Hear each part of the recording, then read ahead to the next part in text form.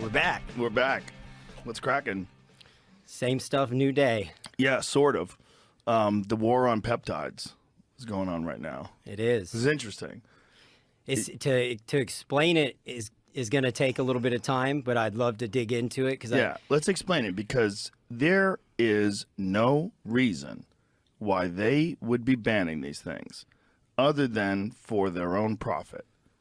You got it. You get the gist of it. That's only reason. So there is no danger that these things are causing. There's no public health concern. There's no people dropping dead. But meanwhile, people are dropping dead from the ones that they have sanctioned. Yeah, and so I like to tell people what you're seeing is a symptom of a disease. And the same thing we do in healthcare. We don't talk about the symptoms. We don't treat this. We unfortunately do treat the symptom and not the root cause of the disease. And so to diagnose what the real issue is, we've got to dig a little deeper into the history and what's going on there. And it's a pretty insidious disease, and it's spread throughout all of the government. And that disease is private industry and its influence on the federal government and the decisions they make. And we're going to talk a little bit about large language models later in the future of what I think healthcare is. But one of the critiques of large language models is it's only as good as the data you put in. And I would argue that humanity is no different. It is only as good as the data that you put in. And so if the federal government and the FDA is going to allow an open door policy with big pharma, they're going to come to the conclusions and decisions and policies that benefit big pharma. And so if we take a little walk through history, you'll see time and time again how this has happened. So I'm going to jump way back first, if you're good with this. So you go way back. There was a small little company that reached out to the Third Reich and said, hey, we need 150 participants for our clinical trial. The Nazi regime shipped 150 healthy Jewish women to this pharmaceutical company to test its products. Literally, within 6 months, there's letters back to the Third Reich from this pharmaceutical company saying, thank you so much for your cooperation. The women arrived in great health and working order. Unfortunately, none of them made it through the initial phases of our trial. They killed 150 women. We kindly request that you send us another 150 women. That little company became Bayer, which is now a mega pharmaceutical company. And I say that because, right, that was the 50s. It would have changed by now. That was forever ago, right? The world's a different place. We would never allow that today. Jump forward post-World War II. I talked about this on RFK's podcast. Eisenhower had that. Can I pause that? You said it was the 50s. It couldn't have been the 50s. Well, the 40s, sorry. Okay. And so jump forward to, is there a way to turn the volume down on this? Yeah, there's a button or knob right there. There we go. So jump forward to Eisenhower's speech, his famous speech about the military-industrial complex. What a lot of people don't realize is there was a second half to that speech where Eisenhower warned the American people about the medical-industrial complex. He warned that if we allow private industry to control, monopolize, and profiteer off of health and healthcare, that they will silo innovation, stifle innovation, and capitalize and monetize innovation. And I would argue that's 100% what we've seen, and it's continuing.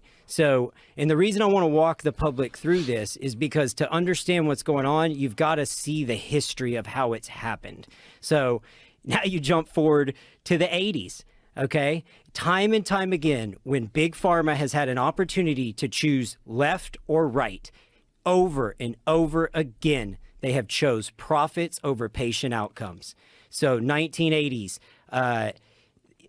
Bayer launches a hemophilia drug. They inadvertently contaminate thousands of specimens with HIV. They know that they've contaminated specimens with HIV, this drug with HIV virus. What do? They have a decision, destroy all of it or ship it to the public anyway. They shipped it into third world countries, Africa and Asian markets, and infected 20,000 people with the HIV virus. What? This is the 80s when it was a death sentence. And so I say that to set the groundwork for Why would they ban peptides? Look at this from this article. Division of the pharmaceutical company Bayer sold millions of dollars of blood clotting medicine for hemophiliacs, medicine that carried a high risk of transmitting AIDS, to Asia and Latin America in the mid-1980s while selling a new, safer product in the West, according to documents obtained by the New York Times. Holy shit. And two, everything I referenced, Jamie, because this was something last time, I am going to mention a lot of controversial stuff. So I've listed reference after reference after reference on the Ways to Well website. Anything that I reference will be on there as well. But so jump forward, they infect all these people with HIV. Okay. In the 80s, compounding pharmacies and specialty pharmacies and generic manufacturers attempted to create HIV treatment options that were affordable for third world countries.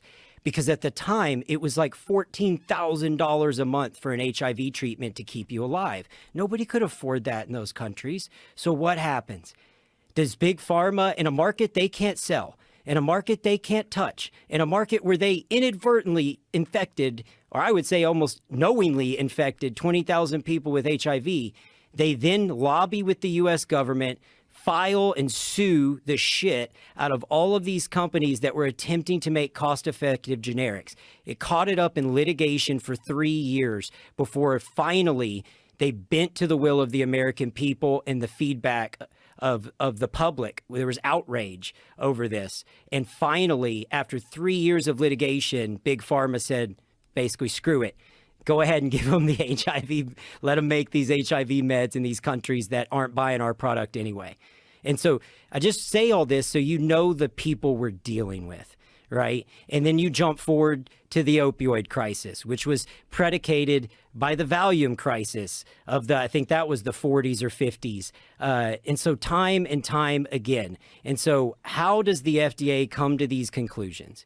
It's because a majority of their funding comes from private industry, and a majority of their discussion, their talk track, their influence, their belief systems, and their thought processes are being influenced by these companies.